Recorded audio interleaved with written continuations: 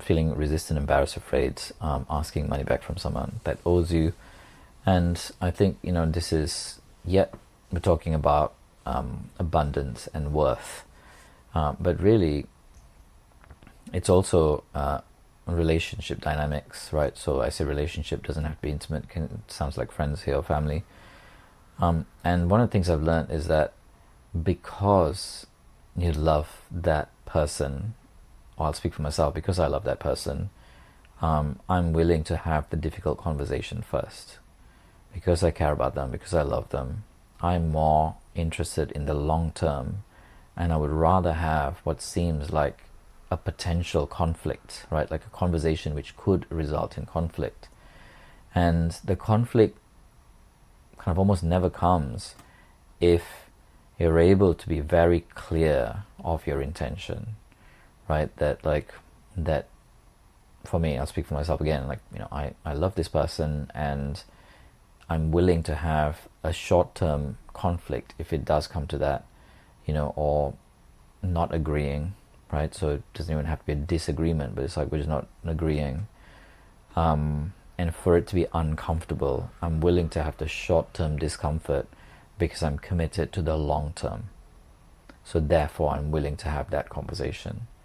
And money is just, that's why it's one of the 6 key areas of what we work on in a circle. We start that journey and awaken, because it's an area that is loaded, with our story, right? So there's a lot to heal there for most of us around this energy of money. And, we might have been passed down the beliefs, it's generational, it's societal, it's, it's all around, or it's just our own beliefs that we kind of made up at some point, consciously or subconsciously. Therefore, it's running, right? It's like those patterns are running that area of your life, your relationship with money. And having the conversation, leadership is bringing clarity to a situation which is lacking clarity. So taking the lead in the relationship because you care, because you love that person, because you value the relationship, and having the difficult conversation from your heart. If you're not able to come from your heart yet, then don't have the conversation yet. If you're coming from resentment or attacking or blaming, that's not a good time. Like, you need to step away, go and do your work to release the resentments, the pain, the struggle, whatever it is there, before you can, if you can't completely come from your heart and speak from your heart, as in be really clear and come from that clarity of intention of, I love this person, therefore I'm willing to have this difficult conversation. Don't have the conversation yet.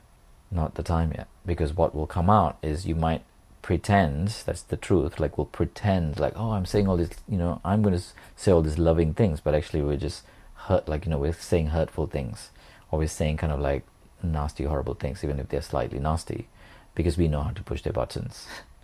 Right? But it's different if I've let go of the resentments or the anger or whatever, and I'm able to speak from my heart. Or sometimes the healing happens when you actually air it out and you can come from an honest place and taking responsibility for your part. So in this case, it's like having that open conversation and say like, hey, I felt, resistant, embarrassed, afraid to speak about this, but I care about you, and our, relationship means more than this money that is owed. So therefore I want to have the conversation, and I don't want to have money get in between us. So therefore, I want to bring some clarity, and it just opens up a space to have the conversation. So much of relationship is really communication, having the conversation and having the difficult conversation first, not sweeping it under the carpet. Because what we sweep under the carpet, it's like sweeping the dust under the carpet. One day there's a fucking monster that bites your ass, just jumps out, when you're on the couch, jumps out of under the carpet and bites your ass and the kids, and you're like, oh, what's that? Oh, that's the monster that I've been building, that I've been sweeping under the carpet all these years. The conversation that we didn't have. And that's normally what happens. Next thing you know, the things that seem like it's left field and just kind of took you out or took the relationship out, it's been building for a long time. Just like most people pull their back from a sneeze. Now, is it the sneeze, Or is it an accumulation of years of their posture or bad posture for their lower back, for example? What is it? Is it the sneeze? It looks like the sneeze, but the sneeze was just a thing, as they say, it's the straw that broke the camel's back or the human's back. That one sneeze is not a deadly sneeze, or it's not a virus that broke your back. It's you've been sitting badly and moving badly or not moving, so your back has been accumulating this all this time. Therefore, in that one last moment, it happens. So relationships also are like that.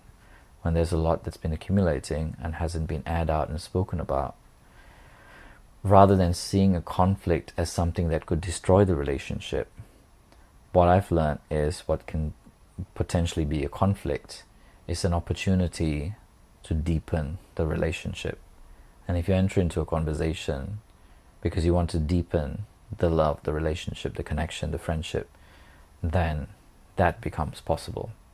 But if we come from blame, it cannot go deeper.